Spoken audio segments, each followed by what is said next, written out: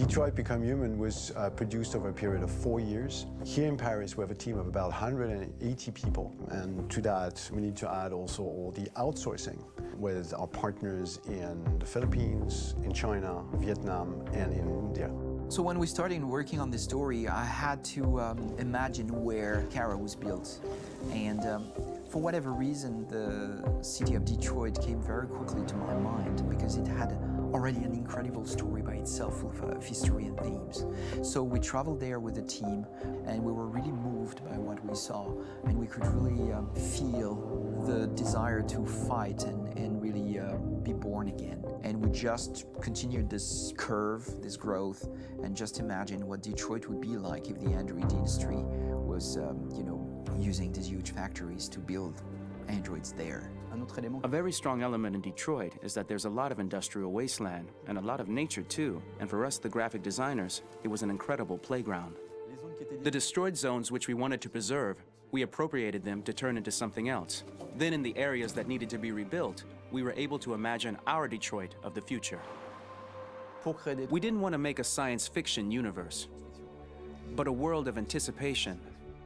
If we chose science fiction, we could have imagined flying cars, extraterrestrials, but those things are very far from our current everyday life. Anticipation is more about gleaning from our contemporary reality, the one we know, because Detroit is set in 2038, and 2038 is tomorrow. The difficulty we had was sticking to reality. That is to say, technology becoming more and more invisible, a lot more elegant, and at the same time, making it visual.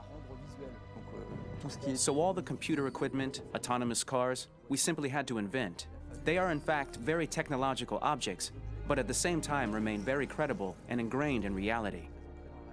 To create a cohesive universe in the fashion and clothing of the human characters in 2038, I didn't want to put an accent on strange shapes, or really vibrant colors, and things we wouldn't know. That I wanted to keep for the androids. The goal was to create something familiar which we can identify with in this future setting. Working on the artistic direction for the androids was a bit special because this is a project about the place they could occupy in the human world. It was out of the question for them to be too beautiful or too perfect. They had to correspond to every social class, rich and poor. Inspired by everyday utilitarian clothes, I brought a modern touch by adding dynamic display surfaces, the armband we can see on the side, the triangle on the front and back, an LED. Like that, there's no confusion. Wait. You're sending an android? All right, ma'am. We need to go. You can't do that. Why aren't you sending a real person? Once we cast the actors, we travel to meet them in order to scan their faces. We record the structure of their face with the scan, and we record the colors and patches of skin with photography. Once we have this information, we will use this as a basis for modeling and creating the characters. The artist will make it more realistic, but will also enrich it. He will propose ideas which we will develop together. Finally, we will have a character with character who corresponds to the project and the world. When the actors come to Quantic Dream, we show them the design, what their image will be, and what they will look like in the game. This extra information gives them another dimension and color to connect with emotionally. It helps them think about how to play their character. Your mission. That's all you care about, huh? You should consult a professional who can help you. Beat it, you hear me? Get the hell out of here! So there are 3 types of shoots at Quantic Dream. Shooting and performance capture, where you capture the whole actor, his voice, his face, and his body. These shoots are obviously done with American actors because the game's original version is in American English.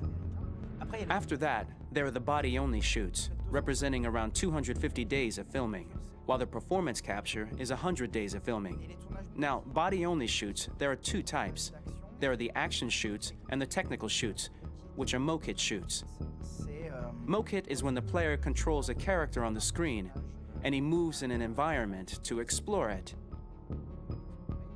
This is of particular importance at Quantic Dream, and therefore we shoot a lot to offer a unique context for each scene and each character.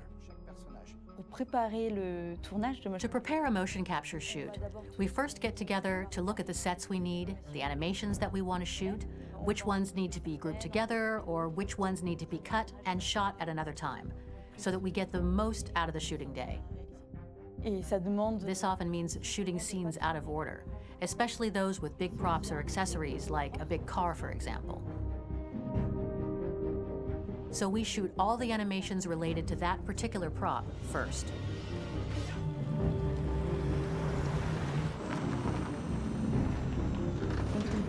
The biggest challenge for the mocap team was shooting a Spider-Man mo-kit.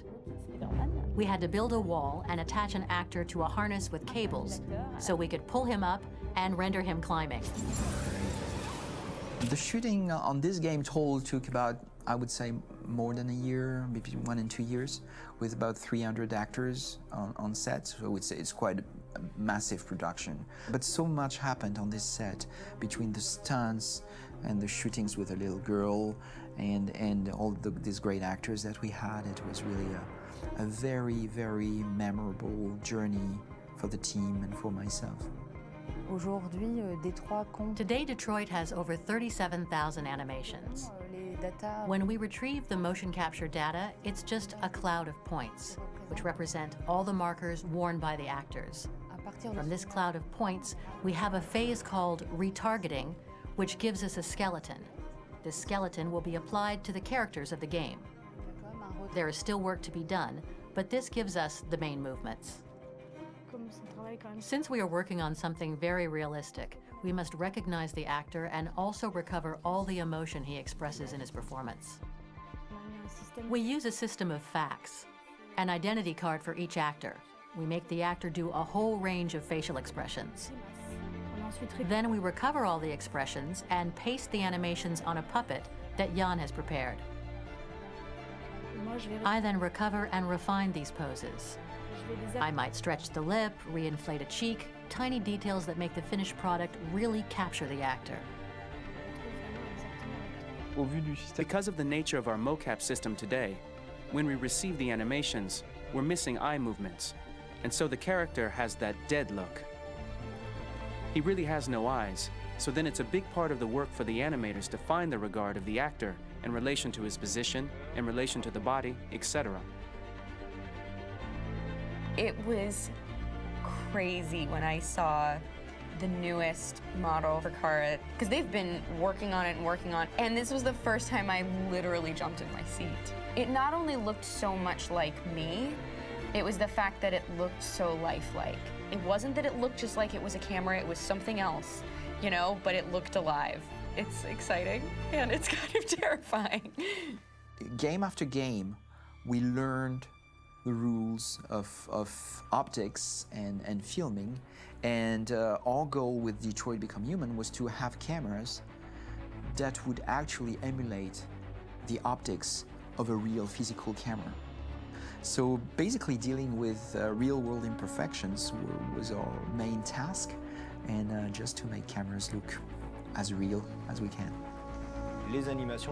Once the animations are shot and processed by the animation department, integrated and polished, we film them. That is to say, we really do a mise en scène, as in cinema. The real difficulty of our job is to know if these cameras are telling us something. Are they in the emotion of the scene?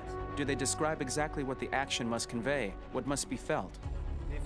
The most important challenge for me was one of the final scenes where Marcus decides to start the revolution and go to the battlefield. Very quickly, we imagined this to be a huge sequence shot. We wanted the feeling of a cameraman running behind us, while showing Marcus, the androids who help him, the person shooting at us, etc. Above all, it was necessary to say to oneself, this scene is very violent but does not glorify war.